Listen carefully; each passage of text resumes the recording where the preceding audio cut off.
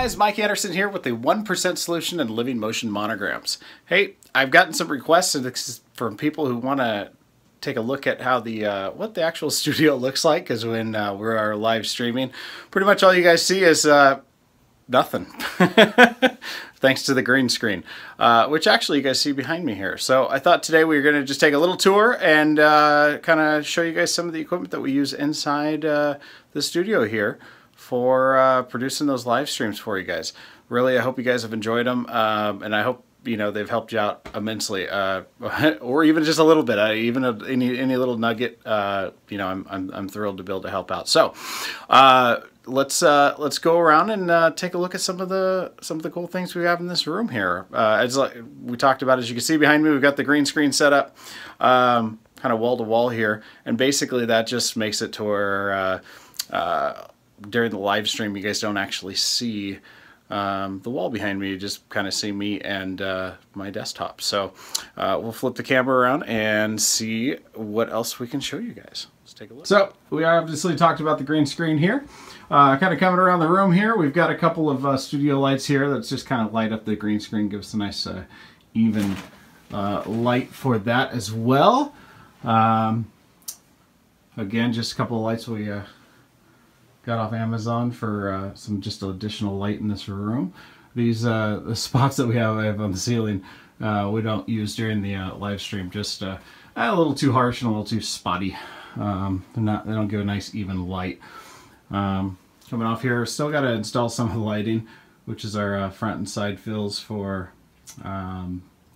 me, for the camera itself, and try and also install we're going to be installing a backlight here pretty soon, which will pretty much, that's all I use these for, is just what they call a hair light for green screen, so it keeps that green glow from happening around my head. This this is what I call the beast.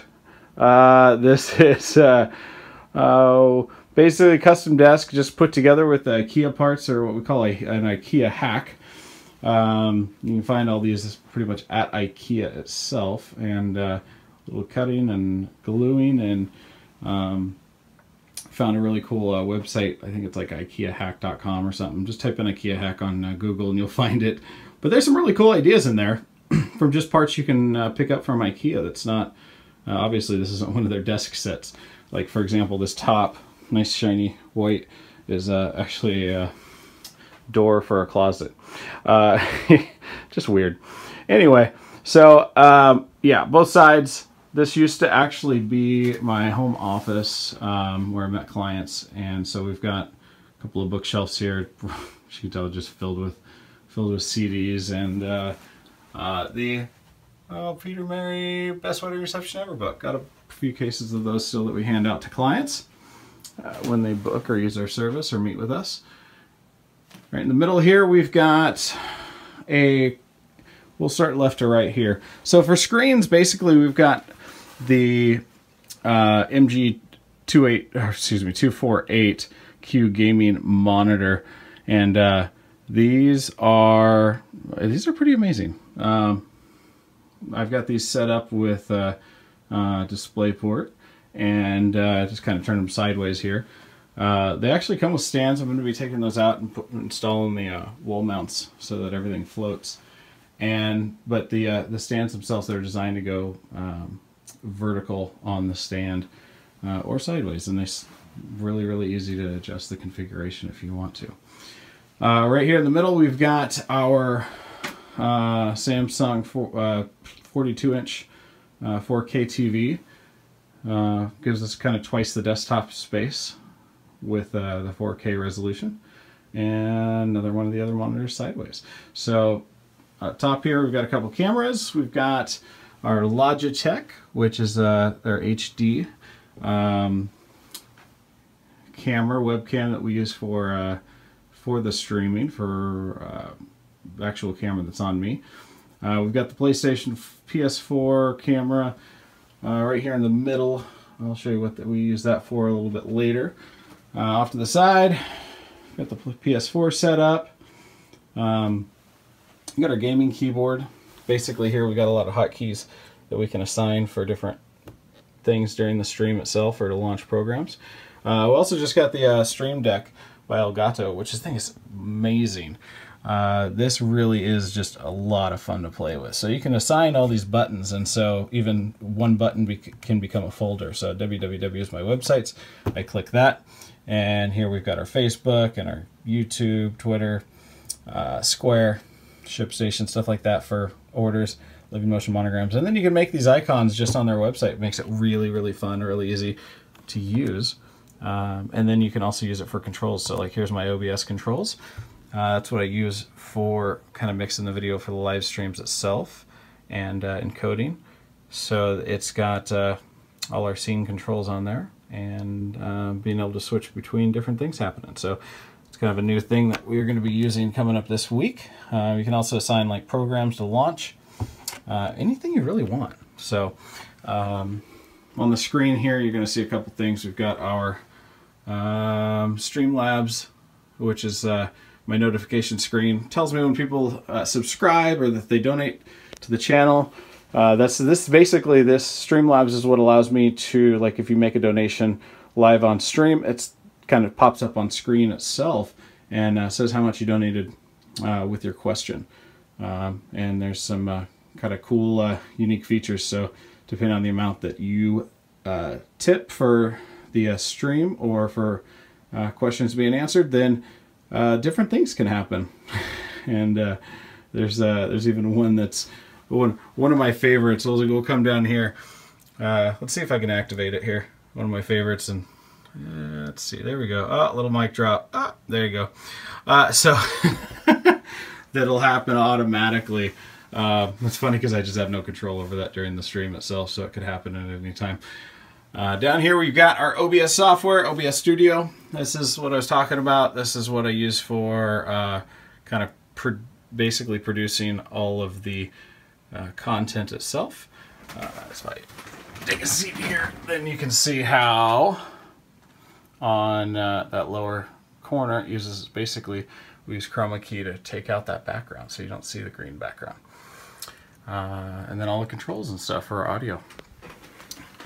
Next to the controllers here, we've got our boom mic, and this boom mic's pretty amazing. This is the Audio-Technica. It is the, oh, I have to, they put it on the back side here. There we go. Let me show you guys. This is the AT2020 USB. So here's some cool things that I love about this microphone, especially for streaming and stuff, or for if you're doing recordings inside your office.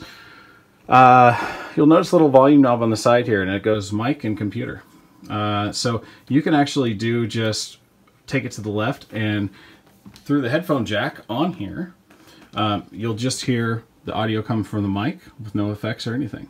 If I kind of turn it to the right, then basically I'm going to get the computer audio, and I can send my computer audio, everything that's happening, through into this. So this ends up turning into like a sound card. So especially this was something that I had to figure out in OBS. You have for your desktop audio that we end up having here, so you can see the levels there. But desktop audio, you have to assign that to the audio output on this mic if you want to kind of use that to hear tips and subscriptions and stuff, and the sounds that happen to give you a little notification. That's on a Rode. This, of course, is on a Rode's boom mic stand that kind of drills two different ways. It comes with a desk clamp, but it also comes with a nice little collar that you can drill into the desk itself. It slides right into. And then our Shure in-ear monitors. I love these things. These aren't the nicest. These are the 315s that they sell, and which means they have one driver in them. But they sound pretty darn amazing. I use these for studio and for my live events because it helps block out noise at events. Middle screen, basically, we use for top. We've got our top area.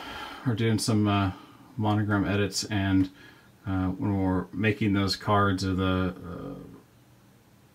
little templates for our live streams themselves. The next one's coming up here on Monday, Photoshop how-to questions. So basically we're going to be just answering questions live on the stream. So you got not sure how to do something, you can ask it, and I'm going to show you how to do it.